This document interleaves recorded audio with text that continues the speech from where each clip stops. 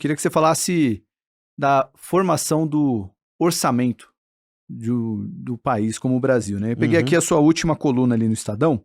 Você fala, né? As receitas projetadas pelo governo para 25 ainda não são, né? Mas as receitas projetadas são de 2 trilhões 349 bilhões, as despesas obrigatórias 2 trilhões 128 bilhões, e aí excluindo-se os precatórios, que podem ser executados por fora das regras fiscais, conforme a decisão do STF, a meta fiscal é zero, mas a banda inferior é de 31 bilhões, assim há espaço para despesas discricionárias, que seria a diferença desses dois, de 252 bilhões. Mas a proposta orçamentária prevê 217.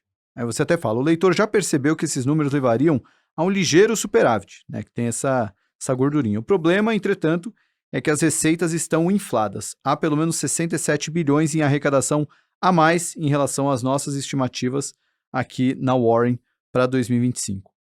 Enfim, queria saber um pouco aqui da sua avaliação para o orçamento, mas também já aproveitar e explicar como é que é feita essa composição e, no final do dia, né, a gente vê que o que sobra em relação ao que arrecada é bem uma parcela ínfima, né?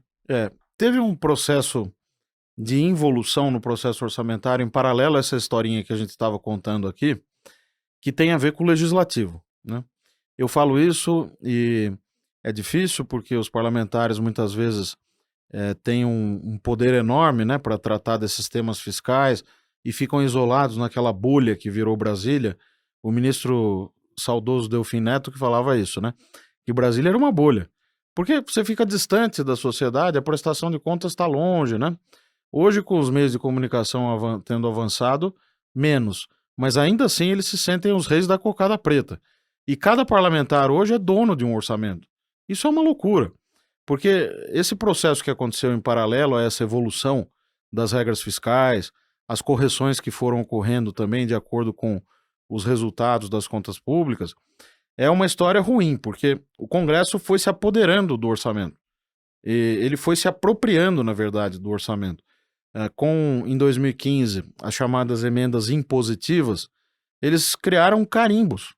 Então, se o deputado Tiago ou o deputado Felipe, de São Paulo, tem lá a sua verba de emendas individuais, agora eles não têm mais só a verba de emendas individuais. Eles têm a garantia que isso vai ser um percentual da receita, tem esse carimbo na Constituição, e ninguém vai poder contingenciar. Contingenciar é esse verbo estranho que os especialistas em contas públicas usam, mas que agora, na volta do recesso parlamentar, a gente vai ver nos jornais, até no Jornal Nacional, porque vão falar do contingenciamento, que o governo tem que cortar, na verdade, despesas que estavam programadas na proposta orçamentária.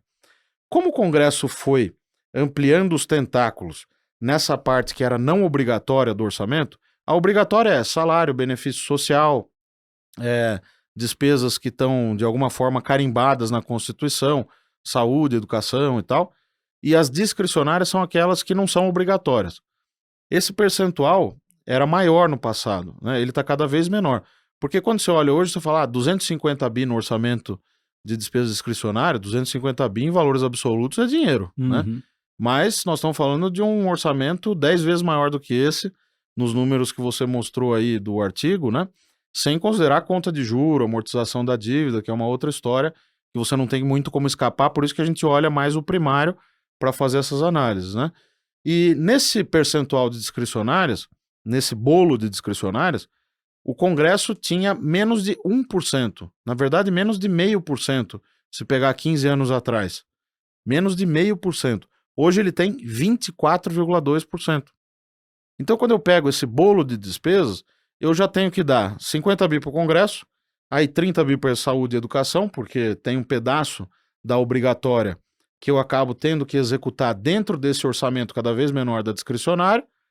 Tem os gastos com bolsa de pesquisa, CNPq, que são gastos importantes, passaportes, tudo que você imaginar que é para o funcionamento do Estado e não é obrigatório, está aí dentro. Sobra para o governo investir quase zero. O governo brasileiro está indo à falência, na verdade, porque ele não investe mais. E outra, não tem capacidade de investir, porque também não consegue mais fazer projeto, não tem uma articulação regional para ver quais são as necessidades, não tem planejamento.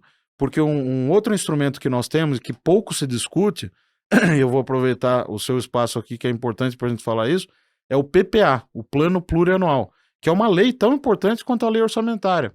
Só que ela é aprovada no começo de cada governo para 4 anos, né? Então, no final do primeiro ano de cada mandato, você tem que aprovar isso para os seus 3 últimos anos, mais o primeiro do seguinte, para criar uma continuidade. Isso é simplesmente ignorado pelo parlamento. O parlamento só quer saber da discricionária e das emendas que ele tem direito. Então, um país que perdeu essa, digamos assim, civilidade no debate das contas públicas, essa ética pública, a importância do espírito público, nós estamos discutindo dinheiro aqui, dinheiro público, que vem das pessoas. Como é que você fica com essa coisa de distribuir como se fosse seu? Não pode. E isso piorou com a questão das emendas PIX, conhecidas como emendas PIX, mas são as transferências especiais, uma modalidade que colocaram na Constituição para o dinheiro voar de Brasília para a entidade ou de Brasília para o município sem controle nenhum. O ministro Flávio Dino está correto por isso, do STF, por essa razão, de ter ido para cima dessas questões.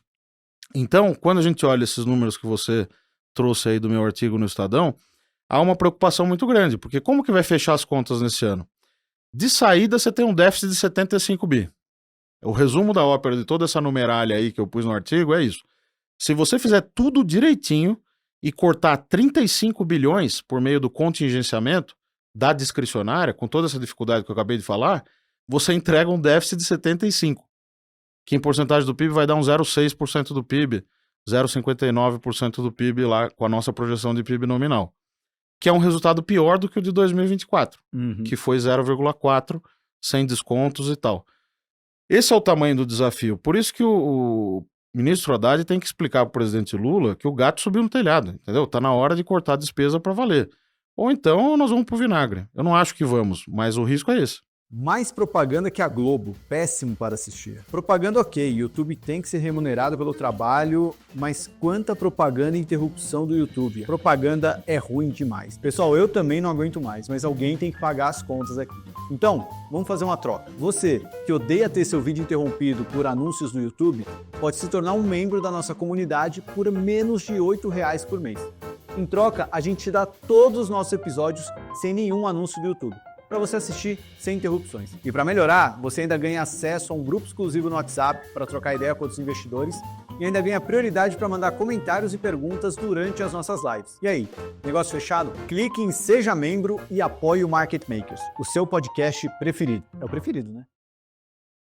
Eu ia até falar que você disse no começo que houve um exagero, mas ouvindo a sua explicação agora, eu confesso que eu estou preocupado por outros motivos agora. Felipe, como é que resolve esse lado do orçamento? Porque é um problema que difícil solução e é um problema que quanto mais o tempo passa, pior fica, né?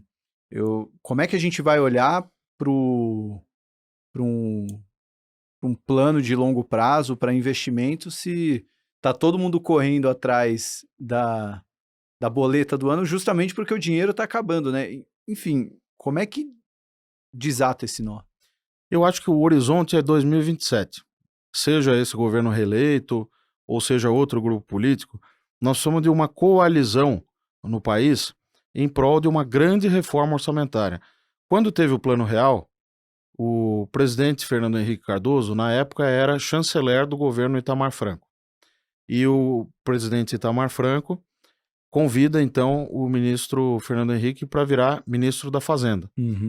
E ele foi de uma genialidade que a história é difícil que a gente consiga repetir exatamente aquilo que aconteceu e tal, mas é uma inspiração.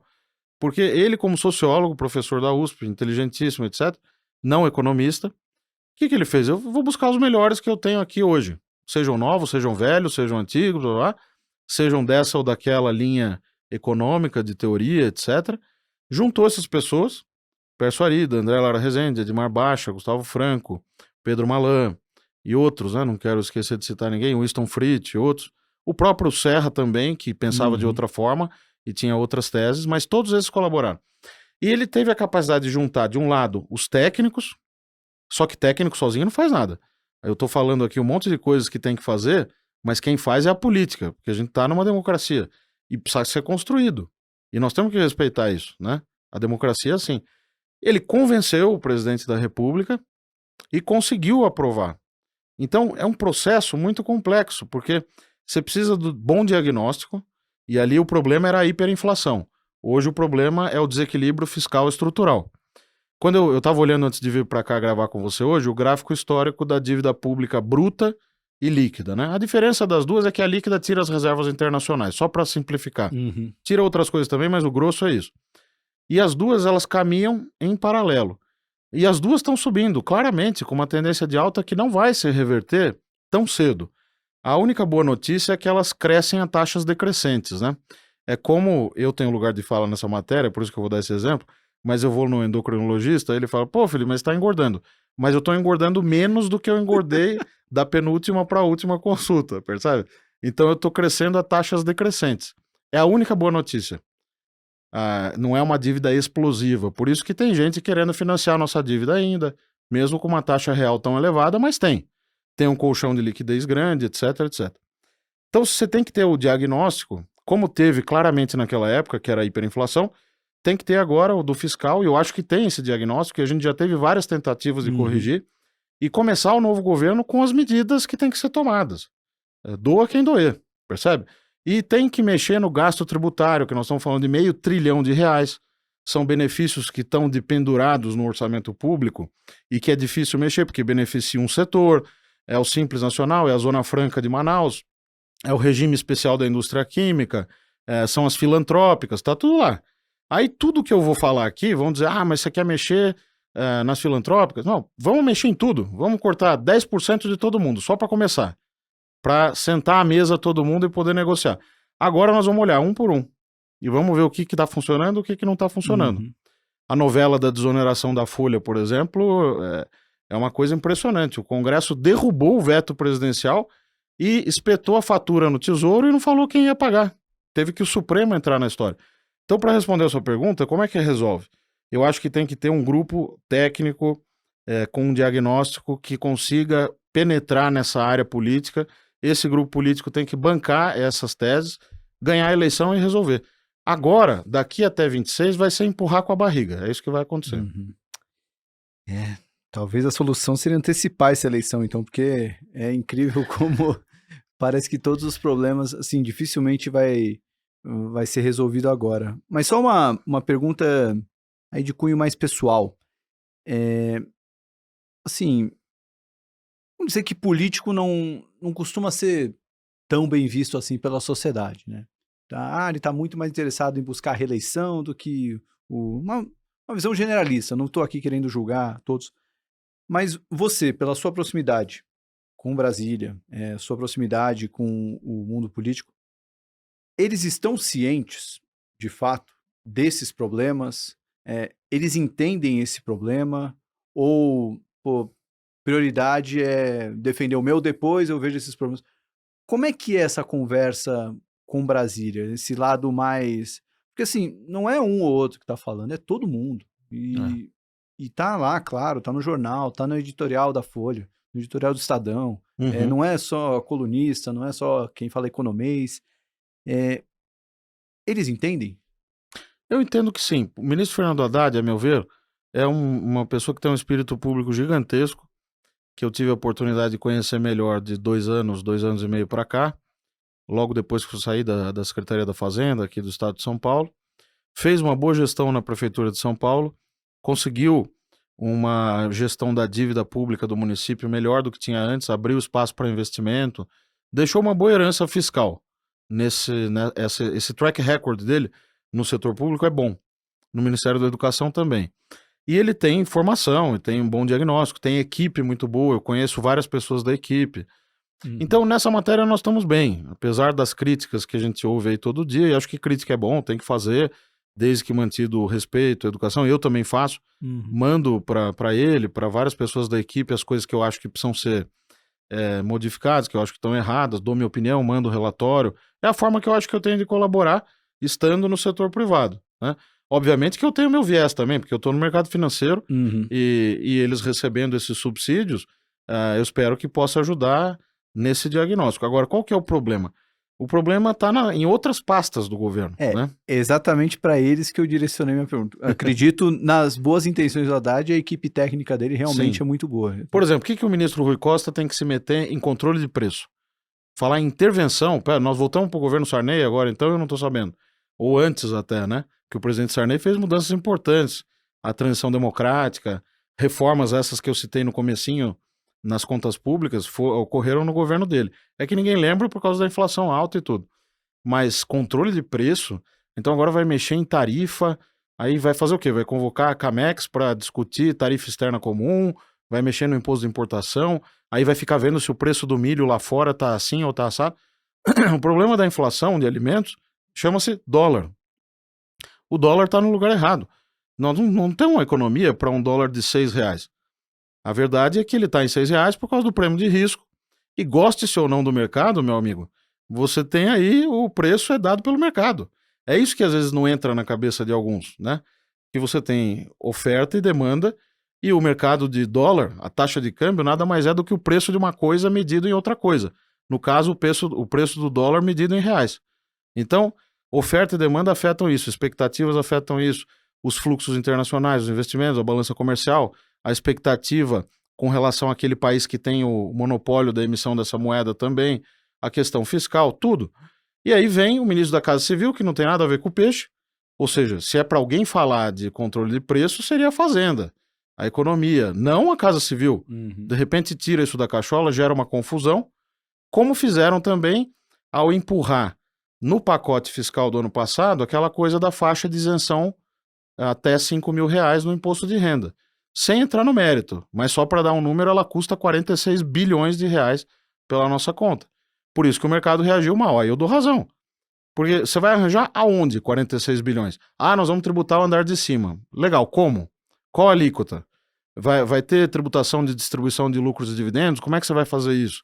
Então, quando você joga as ideias assim sem pensar muito e passando por cima da área econômica, é aí que me preocupa. Eu acho que é aí que é o ponto fraco desse governo.